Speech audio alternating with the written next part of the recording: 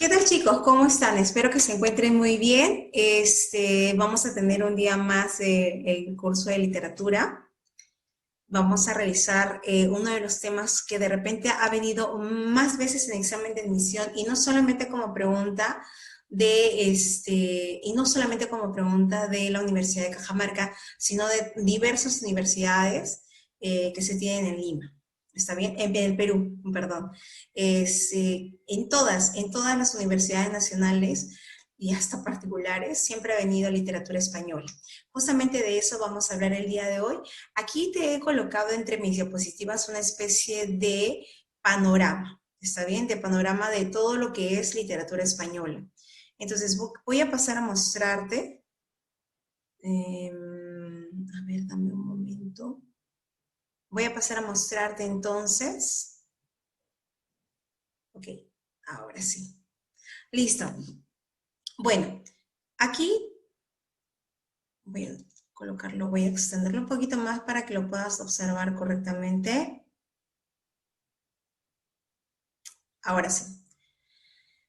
Listo, la imagen que tú observas aquí es una especie de línea de tiempo de lo que es literatura española. ¿Qué es lo que vamos a hacer el día de hoy? Como comprenderás, no podemos abarcar todo, pero sí podemos abarcar una parte. ¿Estamos? Literatura española. ¿Te has preguntado en algún momento por qué nosotros vemos literatura española? ¿Por qué no vemos literatura japonesa, coreana, alemana? ¿Por qué sí vemos literatura española? ¿No? ¿A qué se debe? ¿A qué se debe ello?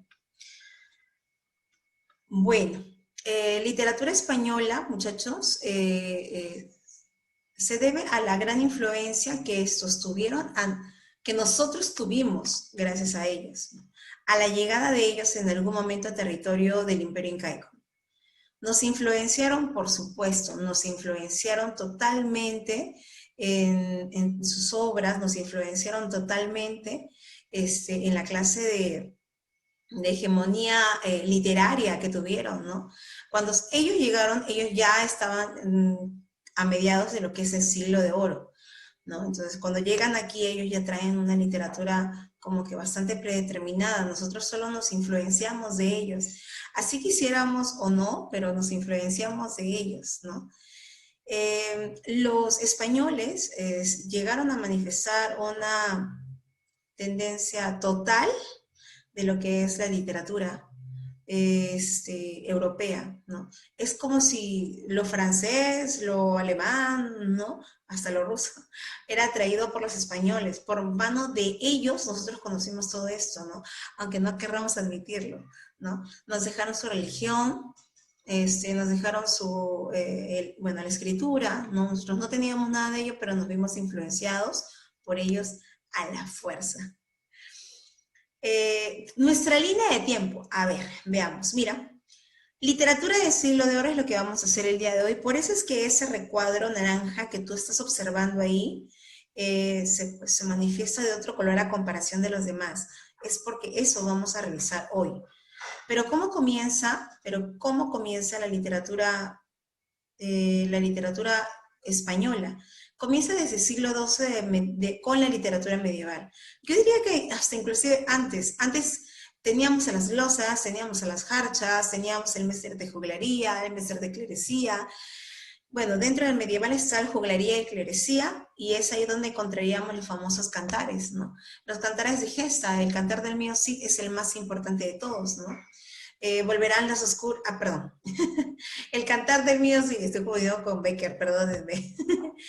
En el Cantar del Mío sí vamos a tener las tres divisiones, ¿no? Vamos a tener por ahí el destierro, donde el rey, don Alfonso, vota a Rodrigo Díaz de Vivar porque supuestamente es un ladrón, ¿no? La segunda parte, que es las bodas de las hijas del Cid, donde sus hijas son casadas, las hijas del Cid son casadas con los infantes de Carrión, ¿no? La tercera parte, ¿no? Que tiene que ver con la tercera y última parte, que es la frente de Corpes, cuando Rodrigo Díaz de Vivar sabe de que sus yernos los infantes de Carrión han sido unos cobardes y han maltratado a sus hijas, ¿no? Entonces, esto no es visto a bien, y como no es visto bien, pues pide que la pelea entre los infantes de Carrión y él, ¿no? Bueno, después aparece el siglo de oro, pero no me voy a demorar con el siglo de oro porque hay un video que quiero que observes, como que te da lanza un panorama del todo, y después quiero que observes recién la clase que vamos a realizar hoy. ¿Estamos? Lo dejo porque de esto sí vamos a hablar. Después del siglo de oro, muchachos, aparece el neoclasicismo. ¿Está bien?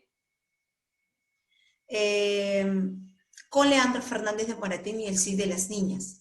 Luego del neoclasicismo, ahora sí llegamos al romanticismo con los versos, que hace rato los estaba pensando y por ahí salieron, ¿no? Volverán las oscuras golondrinas tus nidos a colgar. ¿De quién es ese verso de repente por ahí conocido? Gustavo Adolfo Bécquer. ¿Qué es poesía? Dices mientras clavas tus pupilas en mi pupila azul. ¿Qué es poesía? Y tú me lo preguntas si poesía eres tú. Pero mudo, absorto y de rodillas, como Dios te puso en el altar, como yo te he querido, desengáñate, así no te querrán. Esto era Gustavo Adolfo Bécquer y esto es el romanticismo. Aparece luego la generación del 98 con Unamuno, con el líder de la generación 1898.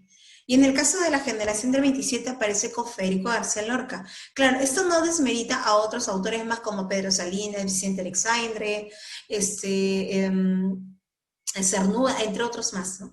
Lorca pues realizó poesía, realizó teatro, fue un gran personaje para la literatura española, ¿no? Y más aún propició la tendencia autóctona de España, en la manifestación andaluz o gitana. Entonces, todo esto es el panorama de literatura española. El día de hoy solamente vamos a realizar siglo de oro. ¿Estamos?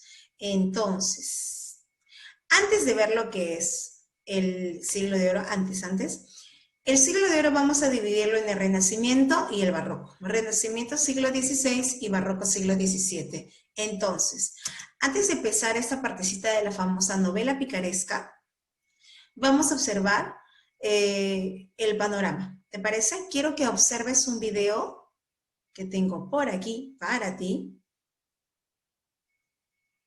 Ahora sí.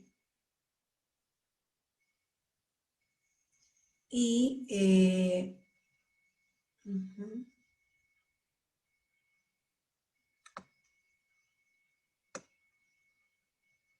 ok, ahora sí voy a pasar a mostrarte el video. Esta parte solamente habla acerca del barroco, perdón, del renacimiento. ¿Estamos? Préstale mucha atención, voy a apagar mi camarita para no distraerte. Listo. Préstale mucha atención, por favor, porque hay elementos muy importantes. El siglo de oro, el Renacimiento. El siglo de oro es una de las épocas más gloriosas de la literatura española. Abarca casi 2 siglos, el Renacimiento, siglo XVI, y el Barroco, siglo XVII. En el Renacimiento empieza a mirarse más al hombre que a Dios, se exalta la naturaleza y estilísticamente se busca la naturalidad, rechazando los rebuscamientos. El Renacimiento español puede decirse que nace con la tragicomedia de Calisto y Melibea, posteriormente llamada la Celestina, atribuida a Fernando de Rojas. Calisto, de noble linaje, entra siguiendo a un halcón en la huerta donde se halla Melibea. Enamorado, pero desdeñado por ella, acude a Celestina, que con sus hechizos la hace objeto de sus encantamientos. Hasta la muerte de Celestina, todo es comedia. La comedia del amor y de la vida. Pero a partir de ese momento se convierte la obra en algo muy trágico. Garcilaso de la Vega es el primer poeta lírico español. Se le conoce también como el príncipe de los poetas españoles. Nació en Toledo a principios del siglo XVI. En esta ciudad recibió al emperador Carlos V y luchó a su lado contra los comuneros. Su amigo Juan Boscán influyó mucho en él, poniéndole en contacto con la cultura italiana renacentista del momento. Hombre de mundo, era invitado frecuentemente a fiestas y bodas de la realeza, asistiendo también a la coronación del emperador en Italia. Más adelante, Carlos V le desterró a una isla en el Danubio. A Garcilaso le dolió este castigo que sentía muy injusto, lo cual puede verse reflejado en los versos que compuso en aquella época. Por influencia del duque de Alba, le trasladaron después a Nápoles, donde seguirá desarrollándose su obra y donde se enamora de una mujer italiana. Al final de su vida, muere trágicamente en el asalto a un castillo en Francia. Su obra está compuesta por la epístola a su amigo Boscán, elegías, églogas y sonetos de temas bucólicos y amorosos. Garcilaso logra una carga de sentimientos impresionantes sin mermar la forma. Utiliza palabras llanas, pero con gran musicalidad y brillantez de formas.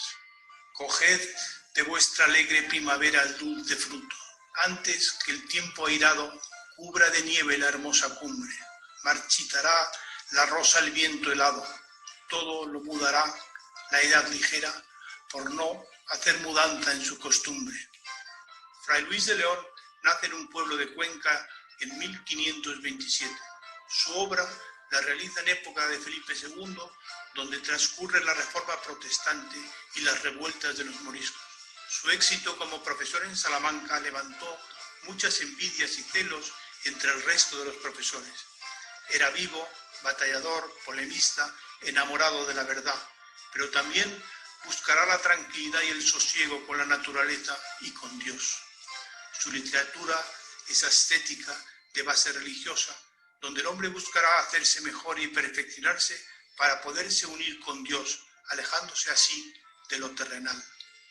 Destaca en su obra Los nombres de Cristo, crítica social de estilo perfecto, sobrio y llano, y La perfecta casada, una obra didáctica que versa sobre la mujer casada, la familia y las tareas del hogar. Traduce el texto bíblico, el cantar de los cantares, como el amor humano y bello entre un hombre y una mujer, y ello le supone ser encarcelado, preso varios años en Valladolid. Es destacable también su traducción del libro del Santo Job. En el Santo Job, Dios le iba quitando todo, pero le seguía teniendo fe. De alguna manera, Fray Luis de León se ve identificado con él por la situación tan dura que vivió en la cárcel. Aquí la envidia y la mentira me tuvieron enterrado. Dichoso el humilde estado del sabio que se retira de aqueste mundo malvado y con pobre mesa y casa en el campo deleitoso con solo Dios se compasa y a solas su vida pasa, ni envidiado ni envidioso. Santa Teresa de Jesús nace en 1515 en un pueblecito de Ávila de padres judeoconversos. De niña jugaba a ser monja y a hacer monasterios, construía cabañas con sus hermanos imitando a los ermitaños, leía mucho las vidas de los santos que le exaltaban la imaginación, queriendo llegar a ser como ellos. Entra en el convento de los carmelitas, pero el estricto estilo de vida que allí se vivía no le sienta nada bien y sufre de angustia y ansiedad. Tiene visiones de Jesús y de los ángeles y frecuentes éxtasis que le perjudican la salud. Pero a la vez siguió siendo una mujer muy práctica. Decía, por ejemplo, que Dios también está en los pucheros. Conoció a San Juan de la Cruz, que le ayudó en la fundación de los conventos. La princesa de Éboli también se hizo amiga suya al principio y quiso hacerse monja con ella y dirigir y mandar los conventos, pero al final acabaron enfrentadas. Funda la Orden de las Carmelitas Descalzas y muere en Alba de Tormes, provincia de Salamanca, en 1582. Su estilo es ardiente, apasionado, le sale del corazón.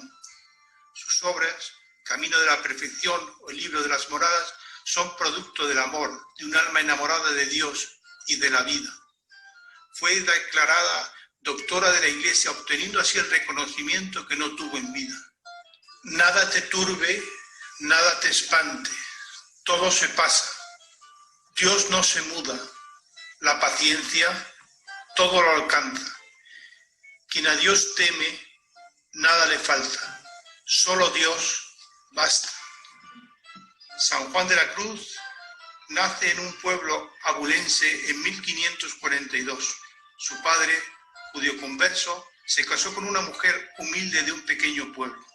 Tiene 2 hermanos y su padre muere cuando él tiene apenas 4 años, dejándoles en una posición mísera.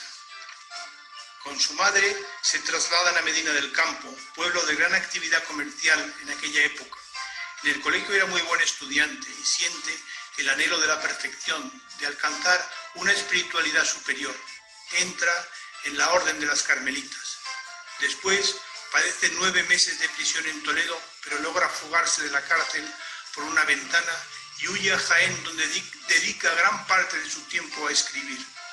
Con poca salud y alimentación muy frugal, enferma y muere de una septicemia a los 49 años, llegando a ser muy venerado por la gente sencilla. Su obra no es extensa, pero es de una exquisitez extraordinaria. Podemos destacar el cántico espiritual y la llama de amor viva.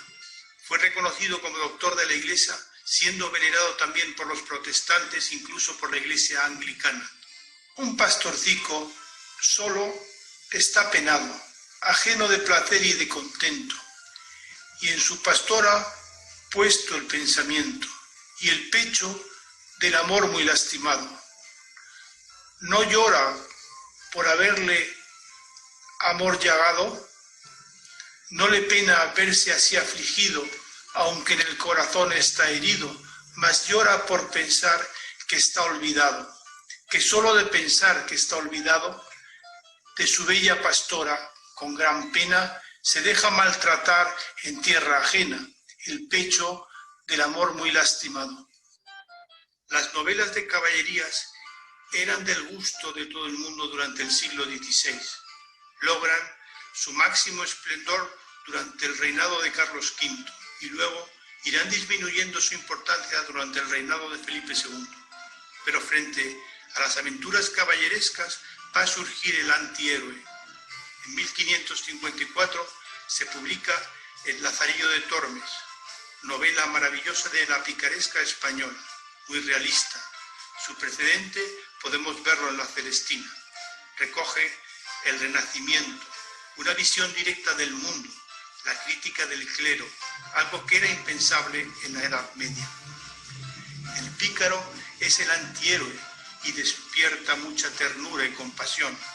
Es una novela que refleja con crudeza cómo vivían las clases bajas del momento. Durante el transcurso de la novela, el Lazarillo sirve de criado, entre otros, a un ciego, a un cura roñoso, a un escudero famélico. El estilo de la obra es sencillo, espontáneo, coloquial, opuesto a lo ampuloso y rimbombante de los libros de caballerías. Obtuvo un gran éxito y llegó a ser prohibida por la Inquisición, de ahí la causa de que fuera anónima. Y en esto yo siempre le llevaba al ciego por los peores caminos y adrede para hacerle mal daño. Si había piedras, por ellas, si lodo, por lo más alto.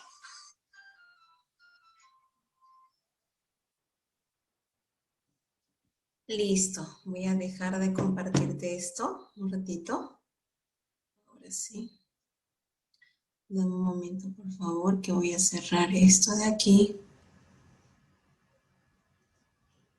Ahora sí. Como tú te habrás dado cuenta, lo que hemos visto acá es una especie de panorama de todo lo que ha sido literatura española, ¿cierto? Por un lado, hemos tenido literatura de Renacimiento, que es poesía con Garcilaso, lo habrás escuchado con nuestro amigo también Fray Luis de León. Luego hemos tenido lo que es el teatro con Lope de Vega, y luego hemos tenido la novela. Todos estos tres pertenecen al Renacimiento, ¿estamos? En el caso de la novela, me voy a precisar la novela el día de hoy, por eso es que, bueno, no, en el video no lo han de repente solayado más, nombrado más, porque sí me voy a encargar el día de hoy de hacerlo personalmente. ¿Estamos? Dame un momentito, por favor. Ok. Ok, listo. Voy a pasar a mostrarte entonces las diapositivas. Ya. Una de las obras más importantes que había en esta época, muchachos, era Lazarillo de Tormes. De repente digo, ¿has escuchado acerca de esta obra? Es un relato genial. Aparece como una de las mejores obras de la novela picaresca. ¿Está bien? Como ya previamente lo ha hablado ahí en en el video sobre poesía, y tenemos a Garcilaso, Fray Luis de León, ¿no? Voy a centrarme en lo que es la novela, ¿estamos? Habían varias novelas, no solamente Lazarillo de Tormes es una de las más conocidas, ojo. No, al parecer puede ser de repente las más conocidas, pero no significa que sea la única, ¿estamos? Ahí, dentro de esta se encontraría Rinconete y Cortadillo, El Yerno Coibelo, entre otras novelas más. Vamos a ver entonces las características de la novela de picaresca. Primero, la novela se basa en una tendencia realista. Obras de tendencia realista son aquellas obras que evocan una cuestión preferente a la realidad, pero una realidad evocada a la angustia. Quiero que precisen, por favor, eso, a la angustia, ¿no? Los realistas, bueno, la manifestación realista de la época es que, si bien es cierto, los españoles ya habían llegado a territorio del Imperio Incaico y esto había traído consigo apogeo, ¿no? Del oro, de todo el oro, ¿no? Pero también pues significaba que los ricos se hicieran más ricos y los pobres más pobres. Esa es una historia típica de ese entonces, ¿no? Entonces, bueno, pues se espera que las cosas económicamente pues vayan yendo mejor, ¿no? O eso es lo que se esperaba, ¿no? Pero no llega a ser así. La realidad del siglo XVI para los niños, para la gente pobre, para la gente de clase media, pobre o popular, era tremenda. Gente que pasaba hambre, gente que no tenía pues definitivamente que comer, no había trabajo, no había nada de ello, ¿no? Entonces, en esta época, lo que se está buscando, muchachos, en esta época lo que se busca es retratar esta realidad para que todos observen cómo está España de esa época. Que no se esconda nada, ese es el fin, ¿ya? Que no se esconda nada, que no se tape el sol con un dedo ante los problemas sociales de la clase media o clase popular. Bueno, ¿qué más? Vamos a encontrar el humor en la sátira. Recuerda esto, sátira, ¿qué entendemos por sátira? Por sátira entendemos esto de burla cruel, ¿estamos? Carencia de unidad argumental. Nuestro personaje principal no va a tener como que un elemento guía para saber qué es lo que hace bien o qué no, o en qué momento sí y en qué momento no. El Lazarillo de Tormes, por ejemplo, que es la obra en la que nos vamos a centrar hoy, no va a tener un personaje que diga, bueno, pues el día de hoy quiero que este sea mi amo, o el señor tal, vas a ser tú el siguiente, y tú el siguiente. No, él solamente se deja llevar por el momento. Entonces se encuentra uno y bueno, está con él y le pide al otro y está con él, ¿no? A eso se refiere a la carencia argumental, ¿no? La forma narrativa. ¿Qué entendemos por forma narrativa? Autobiográfica. El personaje principal va a explicar sus desdichas, ¿no? El día de hoy yo quiero contar mi vida, entonces yo digo, Pilar, la profesora, en mi caso, ¿no? Mi nombre es Pilar, ¿no? Soy docente del curso de literatura, trabajo en Lima, trabajo en distintas academias y preparo a que los alumnos puedan ir a postular, a la universidad y puedan estar aptos a lo menos en las preguntas de literatura, ¿no? Entonces siempre va a estar el yo, el mí, el mío, ¿no? Porque lo estoy narrando en primera persona, ¿no? Bueno, a diferencia de que cuando aparece el narrador omnisciente no es el protagonista, ¿no? O vamos a ver el narrador en tercera persona, ¿no? Que también no es el personaje principal, ¿no? Por ejemplo, acá, ¿no? Mi viuda madre, como sin marido y sin abrigo me viese, determinó arrimarse a los buenos por ser uno de ellos, y vínose a vivir a la ciudad y alquiló una casilla, y metióse a guisar de comer a ciertos estudiantes, y lavaba la ropa a ciertos mozos de caballos del comedor de Magdalena, de manera que fue frecuente las caballerizas. Ella y un hombre moreno de aquellos que las bestias curaban vinieron en conocimiento. El personaje está contando su historia desde su perspectiva, ya sea esa perspectiva correcta o no, o moral o inmoral, ojo, ¿ah?